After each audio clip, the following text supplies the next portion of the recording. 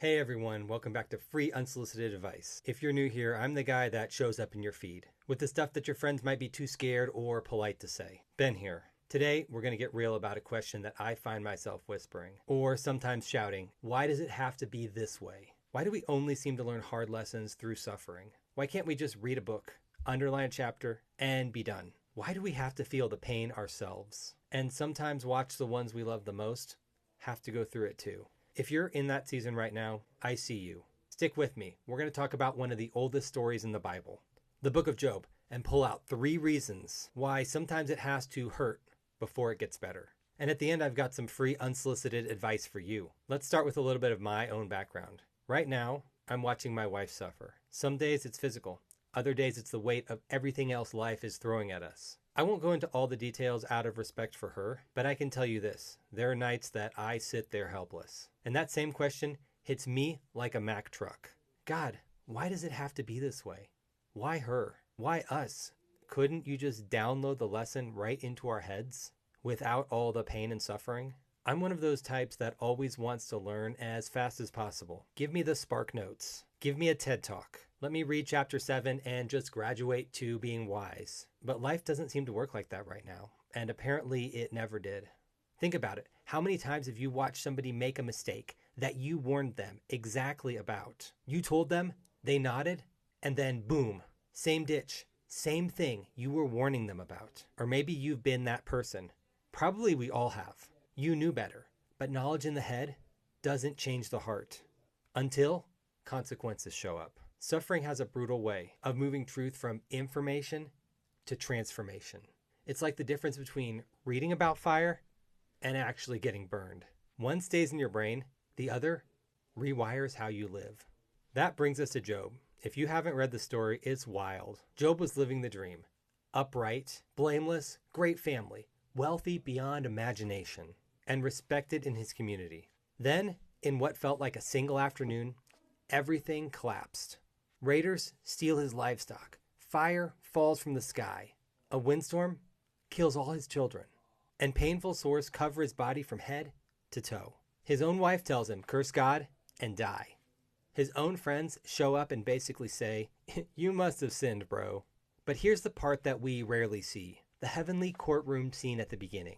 Satan shows up and basically tells God, Job only loves you because you've given him everything. Because you've blessed him. Take all that stuff away and he'll fold. And God allows the test. It's not because he's cruel. He knows something Job and the rest of us don't.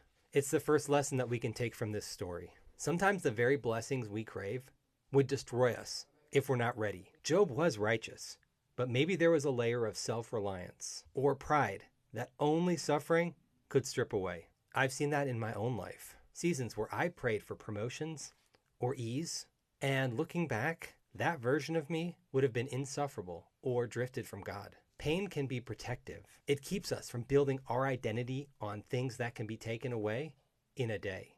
It forces us to cling to what can't be shaken. Suffering might not feel like love in the moment, but sometimes love looks like surgery, not a band-aid. Which brings us to the second truth in this story. Sometimes God wants to reveal to us something that can only be seen in the valley. After Job spends a long time interacting with his friends, God finally speaks, not with an explanation, but with questions. That put Job back in his place as a creature, not the creator. And Job's response in chapter 42 says everything. My ears had heard of you, but now my eyes have seen you.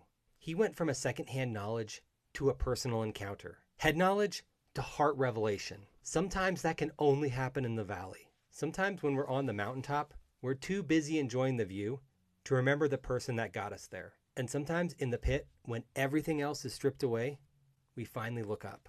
I'm seeing glimpses of this in my own life right now. In the middle of the struggle, there are quiet moments where God feels closer than normal. I catch myself praying like I haven't prayed in years. Suffering can remove the distraction and force intimacy. You can't manufacture that by reading a chapter. Sometimes you have to walk through the fire. Which brings us to the third truth in this story. Sometimes you don't see the full scope of what's really going on. When we are in pain, we are laser focused on it. Job had no idea of the conversation that was going on in heaven. He didn't know that Satan was being proved wrong. He didn't know that his story would encourage millions of people over thousands of years. All he saw was the loss and confusion. And we are the same. We see our diagnosis, our broken relationships, our financial crash, our spouse's suffering. We don't see the angelic realm. We don't see the long-term fruit. The way that God is working in people that we'll never meet, or the chapter that He's forging in us that will matter in eternity. You're not just enduring pain. You're part of a bigger story. Your suffering might be the very thing that one day causes someone else not to lose faith. That doesn't make the pain easy, but it gives it meaning. Maybe this is you today. Maybe you're going through a hard time. Maybe you're wondering a lot of the same questions that Job wondered. And if so, here's my free unsolicited advice for you. First, give yourself permission to ask the hard questions. Job did. God didn't strike him down. He answered. Be honest with God.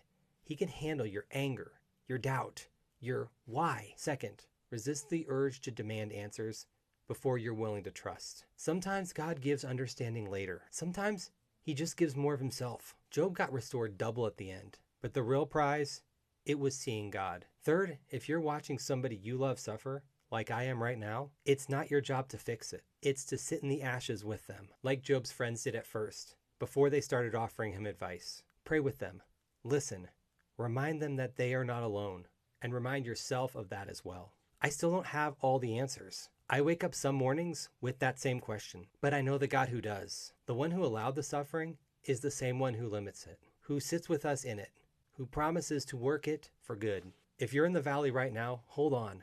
The same God who met Job in the valley also wants to meet you there. Not with a quick fix, although that would be nice sometimes, but with His presence. And sometimes with lessons that we can't learn any other way. If this hits home, please drop a comment with why, or share what you're walking through. I read them and pray for all of you. Hit like if you want more faith-based real talk, and subscribe for more free unsolicited advice. And remember, you've got this. Better yet, He's got you. Hey, if you enjoyed this video and you want to help me make more like it, please consider partnering with me using PayPal. For just $5 a month, you can get credited as a producer on every one of my videos. Your name right there in the credits. Step up to $25 a month. You'll also receive a free coaching session with me every year, or go all in at $100 a month. You will get the producer credit, the free coaching session, plus you'll get to pick the topic for one of my videos every year. Every tier helps me create better content for the whole community. Check out the link in the description box below and pick the tier that feels right to you and join the team. Thank you so much. I really appreciate your support. See you in the next video.